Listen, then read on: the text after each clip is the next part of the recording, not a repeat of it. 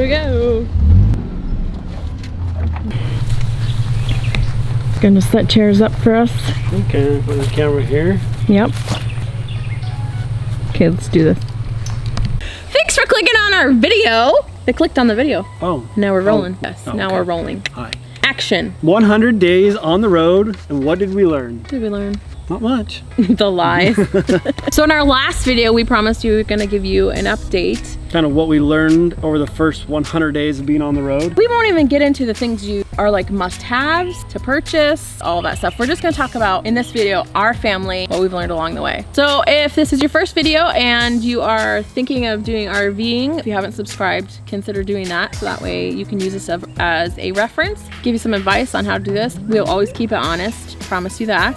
You can find us on Instagram. We don't do a ton of vlogging, but we're always on Insta stories.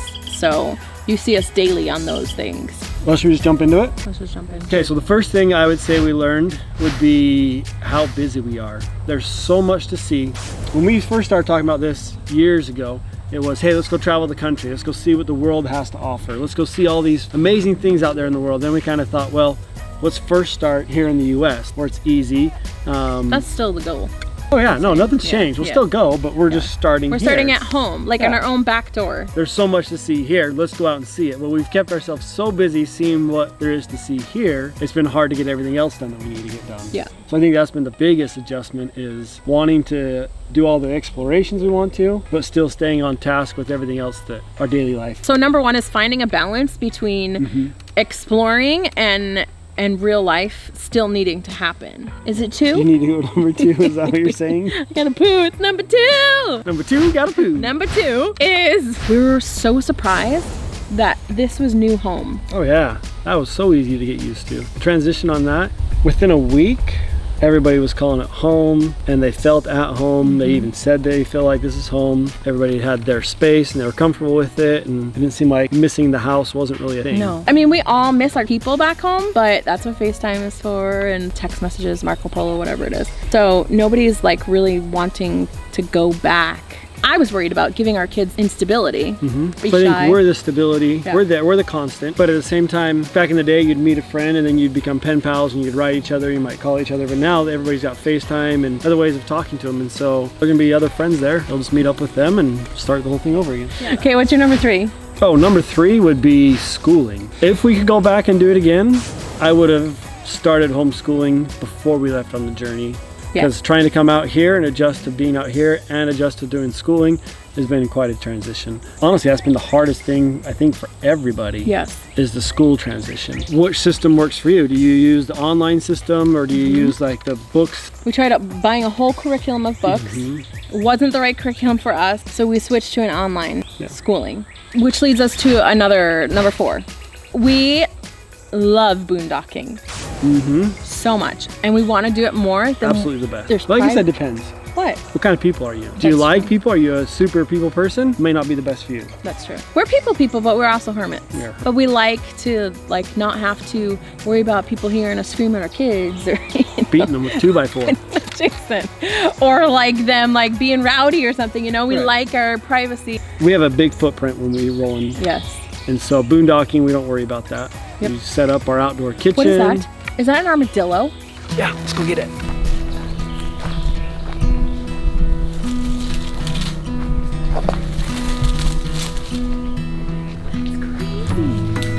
Where do you see an armadillo? Just in nature. You ever seen the movie Up? Yeah. You say squirrel? Squirrel. You be quiet. I saw an armadillo. We're back. Did you see an armadillo? Squirrel. Had a squirrel moment. Okay, so we have loved boondocking like so much, but because we have kids who are now in school online, and I do a lot of stuff through Instagram, things like that, and you have your business that you do, we need internet, and so we needed service, and so we have to plan out our boondocking time away from all of that. I feel like that's our vacation time, is boondocking. That's our vacation. Yeah. Normal everyday life definitely is in an RV park or state park or something with electricity that has cell service and things like that. And I'll be honest, like especially in the heat, it's starting to get spicy. She's a little bit weird. Listen. When it's hot outside, 60 in the house. I love it. When it's cold outside, 75 in the And house, 80 in the house. Hot blankets on me. It's fine. It's fine. I have been surprised about the amount of time that we have spent at an RV park.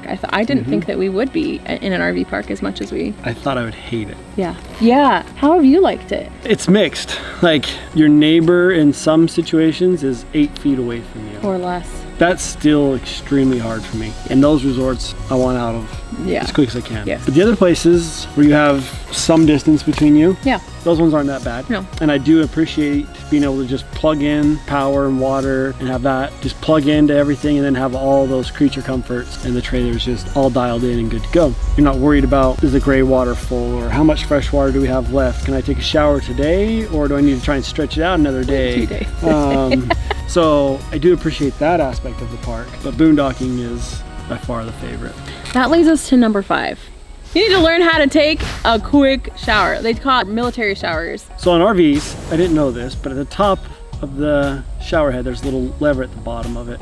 And that's so you can shut the water off. So you turn the water on, you get a temperature set up the way you want, hop in, and then once you're all soaked down, you shut the water off up there. Then you can soap yourself down, turn it on, rinse off. We have a little bit bigger tank than some people, but not as big as others. Most. And I think I've got it down to where I can get in, get cleaned up, and then still have a couple minutes to just relax and sit in the shower. Right. Which is something if I missed anything about being in a house, it would be that, but I don't think I miss it enough to go back. Number 6, you hear stories about people and their toilet issues. Well, do you hear stories? Because I don't feel like we were properly warned. Okay, so some of the older rigs don't have this setup, right? Correct. But most of the newer ones do. So we're gonna give you just a little bit of information so that way you don't have poop all over your rig on the inside. So if you have the ability to plug your hose in, and then that turns on like a sprinkler system inside your tank and flushes your tank out and tries to break up everything and The poop. just Pooticles. wash down all the walls.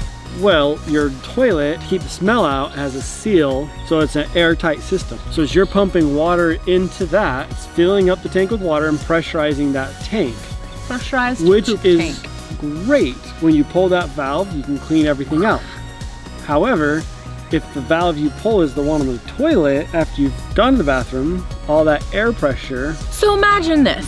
Someone's flushing the tank. Someone doesn't know someone's flushing the tank. Someone uses the facilities. Number 2, and then flushes the toilet. All of that pressure came back up into the bathroom, into my face, into my hair, into everything, and it was disgusting. You have to be clear.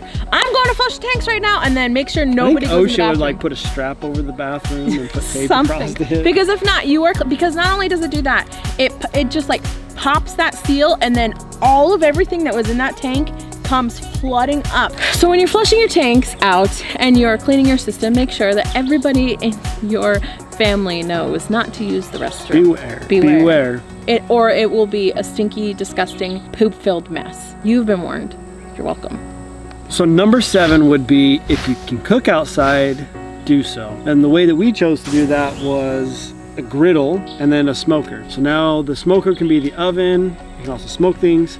So we don't have to use that part. And then for the stove, we use the griddle because then it's like the pan, but you can still barbecue. So if you can cook outside, awesome. Keeps the house a little cleaner. In most scenarios, the stove is right up against the wall. So the grease and stuff pops on the wall. So when you're done cooking, there's a lot of cleaning up on the walls and... Hold up! Side note to this. If you have a glass topper, glass grease splatter thing on your stove, it will explode. And I just had someone reach out to me and tell me that theirs did the same thing, and it exploded. It's a glass top that folds up. It's a bifold, so it folds up like this, and then you shuffle it all the way back, and then you cook. But if you fold it up and then don't push it back far enough, the heat still gets to it. And even if you push it back far enough, it gets pretty hot. It'll get to the point where it gets so hot, it's a tempered glass, it'll just... It exploded. The glass went on our floor and burned our floor. It was a mess. So if you have a glass top, just be careful and just try to cook outside as much as possible. So let's do 8.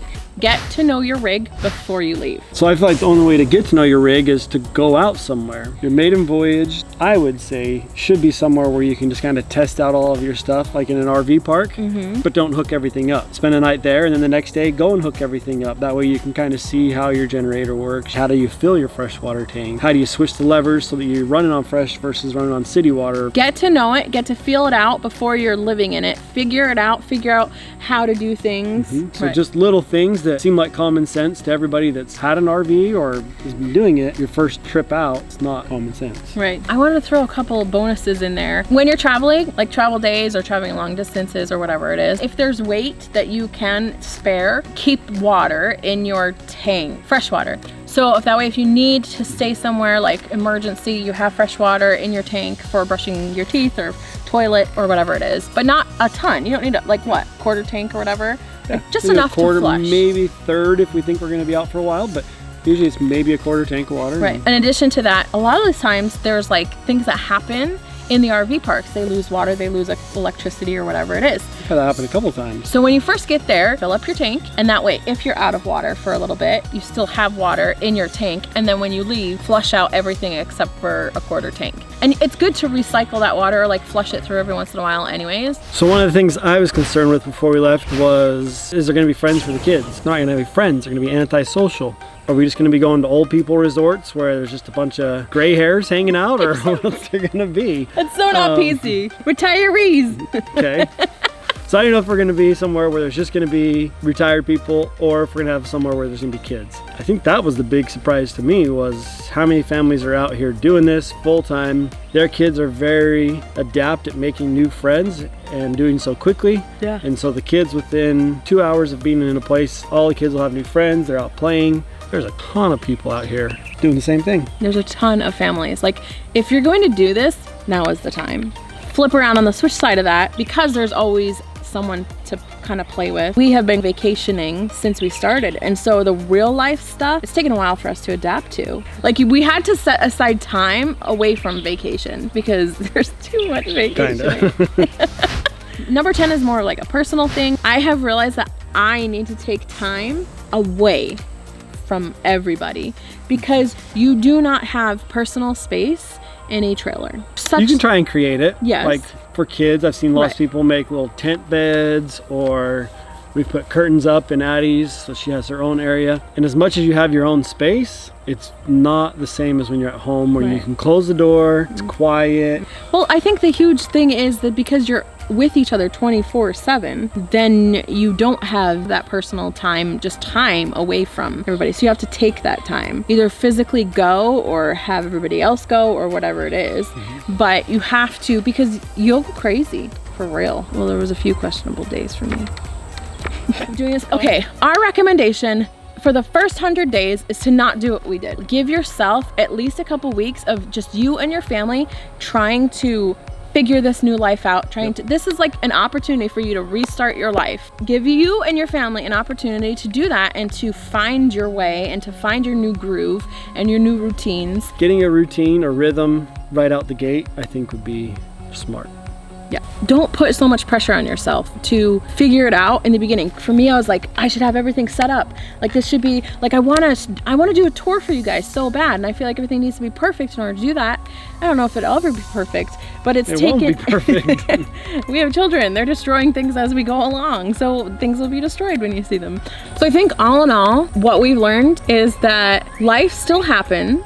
We call ourselves the runaway parents, but you can't run away from life. You can't run away from your children. They're still gonna misbehave. Like, this is not the cure-all. So if you're watching this video thinking, I might want to do this, like, this sounds like fun. It is so fun, and it is an experience that we've so enjoyed and will continue to do. We don't have any regrets at all. Yes, you get to see amazing things. You get to spend tons of time with your family, but there's trials that come with all of that. It is what you make of it. You can be miserable or so excited, but I said from day one that I would be truthful and honest about it. And so my honest opinion is, it's amazing, and I'm so glad that we've done it, but it is not the cure-all for everything, and we still have issues, and it's tested our marriage. It's like, not like we're getting a divorce, you should worry about us. It tests your relationships, but also helps them grow. Exactly. This has been weighing on me. Wanted to get this first 100 days video out. Going forward, you're gonna be seeing a lot more of this dude. Sorry. It's okay, you're beautiful. We wanted to say thank you for your support and following our journey. Thanks for kind of running away along with us. And we look forward to showing you more of our adventures. All right, we better get back to kids. Ready? Do we have to? Well, I don't think we need to go back. we have to. Ready? Yeah. I didn't do anything with my hair. This is real nature up in here. What? I'm working. I'm a businesswoman. People want to talk to me. I'm famous. Okay? I'm a businesswoman. Now that is bright. Is it bright on my face? You can cross your legs. Look real good. Ready to film a video? We promised them we were going to tell them first 100 days of living in an RV in the wild. Can you guys be quiet, please? Try and film a video. This is nature problems. Click here to watch our other videos. Yeah, they should click on them, huh, buddy? Yeah, because you guys are funny.